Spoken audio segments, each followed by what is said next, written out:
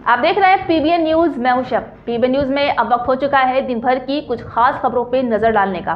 तो आइए देखते हैं क्या है आज की खास खबर। राहुल गांधी ने मुख्य चुनाव आयुक्त ज्ञानेश कुमार पर गंभीर आरोप लगाए। जी हां, उन्होंने दावा किया है कि कर्नाटक, महाराष्ट्र, हरियाणा और उत्तर प्रदेश जैसे राज्यों में लाखों मतदाताओं के नाम मतदाता सूची से जानबूझकर हटाए गए हैं। उनका कहना है कि यह प्रक्रिया विशेष रूप से उन क्षेत्रों को निशाना बना कर की गई है जहां कांग्रेस को समर्थन अधिक मिलता है। राहुल गांधी ने इसे वोट चोरी की एक संगठित साजिश करार दिया है। उनका आरोप है कि दलितों, आदिवासियों, ओबीसी और अल्पसंख्यकों जैसे कमजोर वर्गों को टारगेट किया गया है ताकि उनके वोटों का असर चुनावों में कम हो सके। उन्होंने दावा किया है कि ये प्रक्रिया न सिर्फ ऑफलाइन बल्कि ऑनलाइन और सॉफ्टवेयर के माध्यम से भी की गई है। पहले आप सुनिए राहुल गांधी का ये पूरा प्रेस कॉन्फ्रेंस का वीडियो। यहां बोल रहा हूं 100% प्रूफ के साथ, सबूत के साथ बोल रहा हूं। और मैं अभी आपको दिखाना चाहता हूं कि मैं ये शब्द क्यों बोल रहा हूं और किस बेसिस पे बोल रहा हूं। आपको अपनी आंखों से ये दिखेगा। कर्नाटका सीआईडी ने केस चालू किया कि वोटर कौन है, ये फोन किसके हैं, ये आईपी एड्रेस क्या है, ओटीपी कहां गया, इन चीजों के बारे में इन्वेस्टिगेशन शुरू होती है। कर्नाटक सीआईडी ने हिंदुस्तान के इलेक्शन कमीशन को 18 चिट्ठियां लिखी हैं। हमें आप ये इंफॉर्मेशन दीजिए, बिल्कुल क्लियर है। डेस्टिनेशन आईपी दीजिए, डिवाइस डेस्टिनेशन पोर्ट दीजिए, ओटीपी ट्रेल्स दीजिए, फोन नंबर्स दीजिए, फोन नंबर्स के मालिकों के नाम दीजिए। क्लियरली पूछा है, नो आंसर। 18 चिट्ठी सीआईडी कर्नाटक, नो आंसर। फरवरी 23 में इन्वेस्टिगेशन शुरू होती है। मार्च 23 में कर्नाटका सीआईडी चिट्ठी लिखती है ईसीआई को कि हमें सारे डिटेल्स दे दीजिए। अगस्त में इनकंप्लीट डिटेल्स दी जाती हैं जिससे कोई इन्वेस्टिगेशन आगे नहीं बढ़ेगा। जिन चीजों की जरूरत थी वो नहीं दी, जिसकी जरूरत नहीं थी वो सारी दे दी। पहला सबूत। दूसरा सबूत, 18 बार रिमाइंडर लेटर गए हैं। आपको अगर सीआईडी एक बार लेटर भेज दे और आप नहीं गए, आप जानते हो क्या होगा। यहां पे इलेक्शन कमीशन को 18 बार लेटर गए हैं, कुछ नहीं हुआ है। बाद में क्या होता है, कर्नाटक ईसी इलेक्शन कमीशन को लिखता है, कहता है भैया हमें दे दीजिए, आपको इंफॉर्मेशन देना पड़ेगा। No reply. मार्च 25 में आखिरी लेटर सितंबर में गया है, कुछ ही दिन पहले। No reply from EC. यह है सबूत कि ज्ञानेश कुमार जी वोट चोरों की रक्षा कर रहे हैं। और यह ब्लैक एंड व्हाइट सबूत है, इसमें कोई कंफ्यूजन नहीं है कहीं।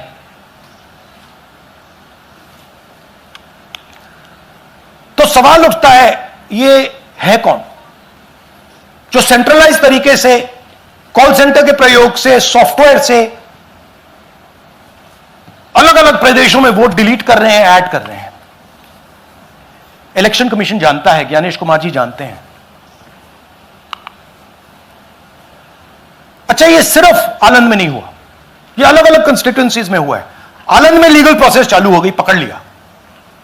यहां महाराष्ट्र में उसी मोडस ऑपरेंडी से, उसी सिस्टम से यहां पे वोट ऐड हुए हैं। आनंद में डिलीट, रजौरा में एडिशन। 6850। आपको याद होगा पिछले प्रेजेंटेशन में मैंने आपको नाम दिखाए थे, ये देखिए वही नाम यहां है। वही सिस्टम महाराष्ट्र में चल रहा है जो कर्नाटक में चल रहा था। नाम वैसे ही है, जेडब्ल्यू जेडब्ल्यू जेडब्ल्यू, पता वैसा है, जेडब्ल्यू जेडब्ल्यू, नाम यू ऐसे किसी ने टाइप करके लगा दिया। तो जो ये काम कर रहा है, ये उत्तर प्रदेश में हरियाणा में, बिहार में, कर्नाटक में, महाराष्ट्र में वही कर रहा है। तो हमारी डिमांड है, ज्ञानेश कुमार जी, आप अपना काम कीजिए। आपने ओथ लिया है, आप हिंदुस्तान के चीफ इलेक्शन कमिश्नर हैं। आपसे कर्नाटक की सीआईडी सबूत मांग रही है। आप कर्नाटक की सीआईडी को यह सबूत 1 सप्ताह के अंदर दे दीजिए, नहीं तो पूरा हिंदुस्तान के सारे युवा इस बात को एक्सेप्ट करेंगे कि आप हिंदुस्तान के कॉन्स्टिट्यूशन, हिंदुस्तान के संविधान की हत्या में शामिल हो, हिंदुस्तान के संविधान की रक्षा नहीं कर रहे हो और वोट चोरों की आप मदद कर रहे हो। रामभद्राचार्य ने मेरठ में रामकथा के दौरान पश्चिमी उत्तर प्रदेश को मिनी पाकिस्तान बताया। उन्होंने कहा कि हिंदुओं पर संकट बढ़ रहा है, न्याय नहीं मिल रहा है। इस बयान के बाद सियासी और सामाजिक प्रतिक्रिया तेज हो गई है। आजाद समाज पार्टी के अध्यक्ष व सांसद चंद्रशेखर आजाद ने बरेली के अस्तित्व बचाओ भाईचारा बनाओ सम्मेलन में इस टिप्पणी को निंदनीय करार दिया है। चंद्रशेखर ने नाम लिए बिना कहा है कि संत की ना जाति होती है ना धर्म, संत सब धर्म का होता है। उन्होंने बताया है कि सुना है कि रामभद्राचार्य बचपन से आंखों से वंचित हैं और ऐसे व्यक्ति से लोग ज्ञान ले रहे हैं। ये खतरनाक है क्योंकि इससे उनके कथित पापों की ओर इशारा होता है। उन्होंने मेरठ को 1857 की क्रांति और किसान आंदोलन की धरती बताते हुए कहा है कि ऐसे ऐतिहासिक गौरवशाली स्थान को मिनी पाकिस्तान कहना स्वीकार नहीं है। गोरखपुर में नीट की तैयारी कर रहे छात्र दीपक की बेरहमी से हत्या ने पूरे जिले को झंझोर कर रख दिया है। घटना के बाद से ही पुलिस इस मामले में लगातार कार्रवाई कर रही है, जहां मुख्य आरोपी रहीम को पुलिस ने मुठभेड़ में घायल कर गिरफ्तार कर लिया। रहीम का आरोप है कि उसी ने इस पूरी वारदात की साजिश रची और उसे अंजाम दिया। उसके साथ साथ अब तक कुल 4 आरोपियों को पुलिस हिरासत में ले चुकी है। पुलिस ने दावा किया है कि जल्द ही चार्जशीट दाखिल की जाएगी और कोई भी आरोपी कानून के शिकंजे से बच नहीं पाएगा। लेकिन इस बीच दीपक के माता पिता का दर्द और गुस्सा साफ झलक रहा है। उनका कहना है कि महज गिरफ्तारी से बेटा उनके पास नहीं वापस आ जाएगा, उन्हें न्याय चाहिए, ऐसा न्याय जो मिसाल बने। उनका साफ कहना है कि जिन लोगों ने उनके बेटे के सपनों को बेरहमी से कुचल डाला, उन्हें सिर्फ जेल में डालना काफी नहीं है। लखनऊ में बुधवार को हुई तेज बारिश से नाले नालियां ओवरफ्लो हो गई हैं। इससे हुसैनगंज किला चौकी में वीरू नाम के एक लड़का, जो उसकी उम्र 7 साल बताई जा रही है, हैदर कैनाल नाले में बह गया। उसकी 21 घंटे बाद आज डेड बॉडी मिली है। शहर में सुबह से बादल छाए हुए हैं, जहां कई इलाकों में रिमझिम बारिश भी हुई। मौसम विभाग ने आज के लिए बारिश का येलो अलर्ट जारी किया है। अनुमान है कि आज दिन का अधिकतम तापमान 30 डिग्री और न्यूनतम तापमान 25 डिग्री के आसपास दर्ज किया जाएगा। वहीं कल की झमाझम बारिश में नगर निगम के मुख्यालय में जलभराव हो गया है, जहां कॉलविन तालुक केदार्स कॉलेज में लगे रोजगार मेले का पंडाल भी डूब गया। सीएम योगी ने लखनऊ में कहा है कि यूपी में अब 21 एयरपोर्ट है। अब हमारा प्रदेश बीमारू राज्य से बाहर निकलकर देश का ग्रोथ इंजन बना है। जीएसटी रिफॉर्म के परिणाम दिखने लगे हैं। ये अब तक का सबसे बड़ा टैक्स रिफॉर्म है। ये पीएम मोदी का दीपावली गिफ्ट है। जी आपको बता दें कि 2017 में जीएसटी लागू होने से पहले व्यापारी और आम लोग परेशान होते थे, जहाँ केंद्र सरकार ने वन नेशन वन टैक्स के तहत जीएसटी लागू की है। अब तक 4 लेयर टैक्स था, जबकि 12 और 28% के लेयर को समाप्त किया गया है।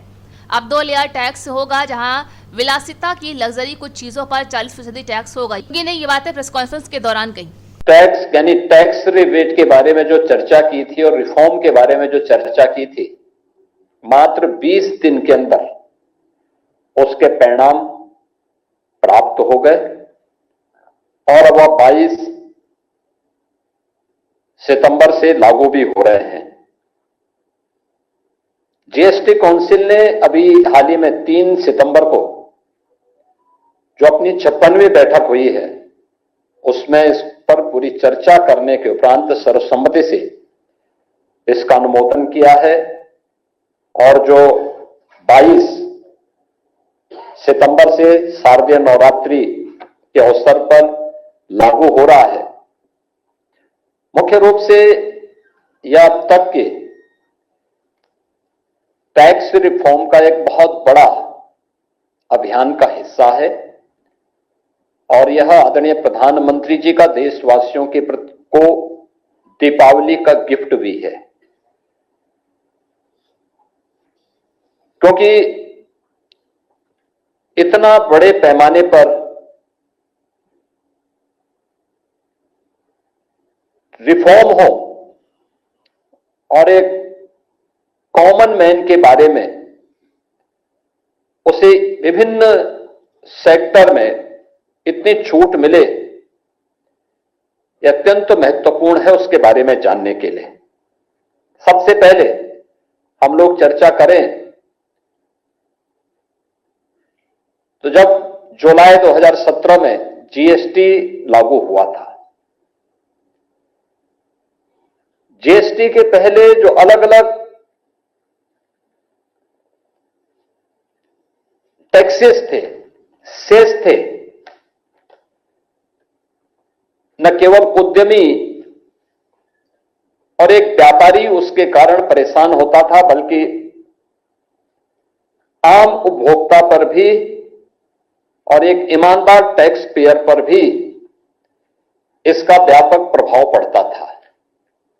अनेक ऐसे क्षेत्र थे जिसमें वैट, सेल टैक्स और अन्य तमाम प्रकार के जो टैक्सेस थे, उनकी जो दर थी वह काफी बड़ी थी। अनेक प्रकार के सेस थे। कोई भी इंटीग्रेटेड फॉर्म टैक्स का नहीं था।